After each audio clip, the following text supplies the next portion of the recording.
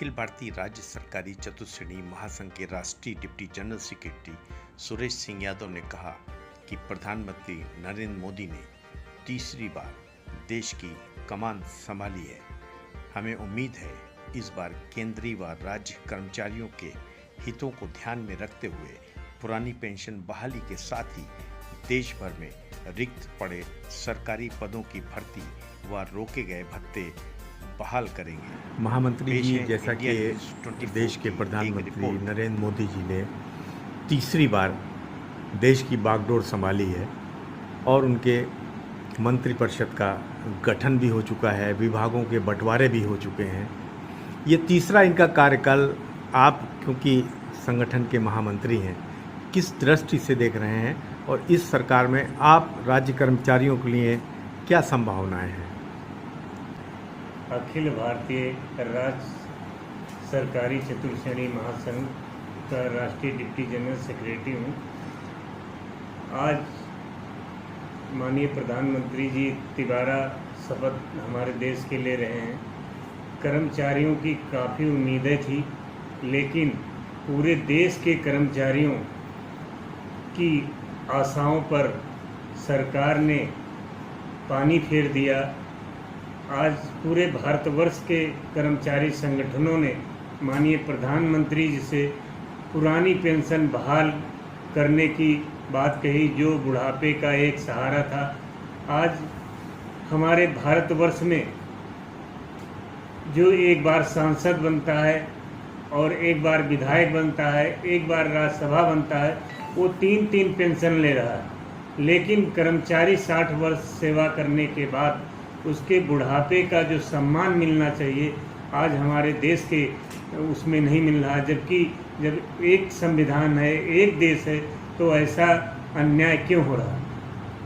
और पूरे भारतवर्ष में जो विभागों में लाखों लाख पद खाली रिक्त हैं, लगभग ये बताया जा रहा है कि सेंट्रल गवर्नमेंट में ही 30 लाख से अधिक पद रिक्त हैं, जिससे युवाओं को अस्थायी रोजगार मिल सकता था।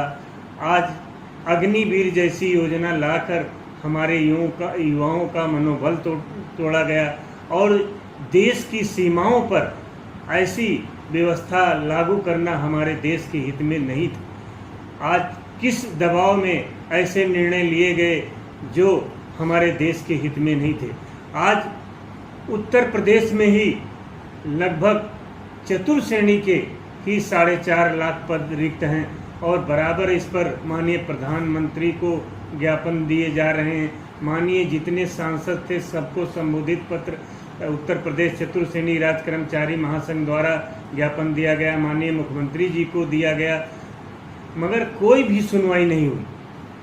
आज पूरे यदि स्वीकृत पदों को भर दिया जाए तो जो हमारे देश के मध्यम वर्ग के बच्चे हैं, जो हाई स्कूल इंटर पास कर लेते थे, जिनको चतुर्श्रेणी और ड्राइवर की नौकरियां मिल जाती थी, वो भी सरकारों ने हक छीन लिया, जिससे युवाओं को अस्थायी रोजगार दिया जा सकता था।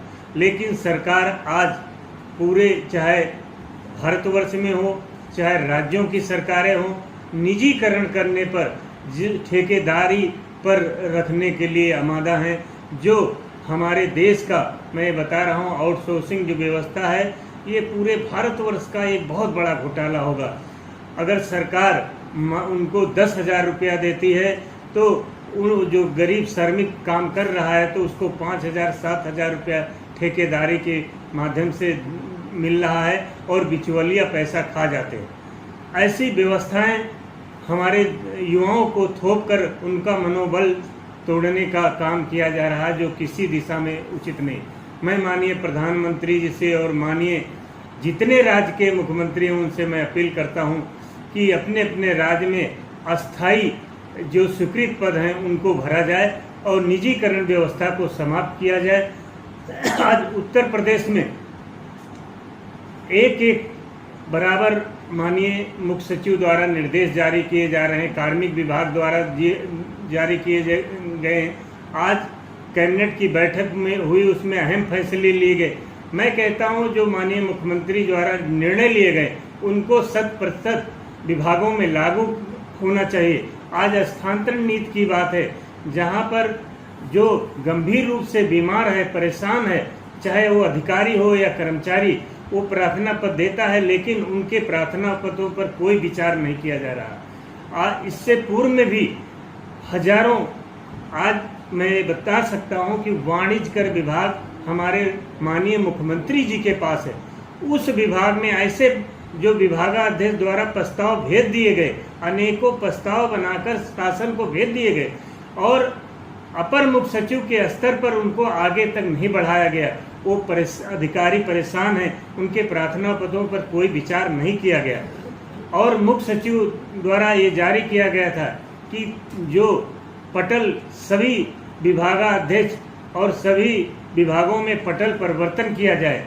जो 3 साल से 2 साल से जो नियम है उसमें उनके स्थानांतरण जो 20 साल से 10 साल से 5 साल से जमा है, उन कर्मचारियों अधिकारियों को हटाया जाए, लेकिन उसका 1% भी उसका अनुपालन नहीं हुआ।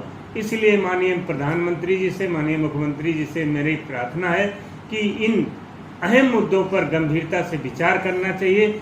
ऐसे अधिकारियों को सख्त निर्देश दिया जाना चाहिए। आज पुरानी पेंशन बहाल की जाए और जो कोरोना काल में 18 महीने का कर्मचारियों का डीए नहीं दिया गया है, भत्ते 7 भत्ते रोक दिए गए थे और सचिवालय के भत्ते बहाल कर दिए गए थे और जो विभागाध्यक्ष के स्तर पर कर्मचारियों के भत्ते थे उनको नहीं बहाल किया गया।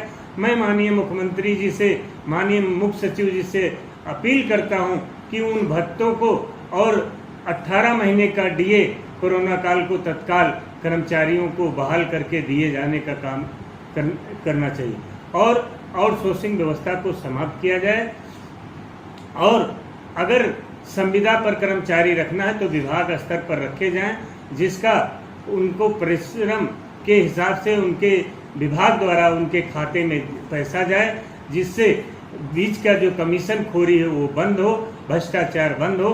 यही मेरी अपील है। जय संघ, जय महासंघ।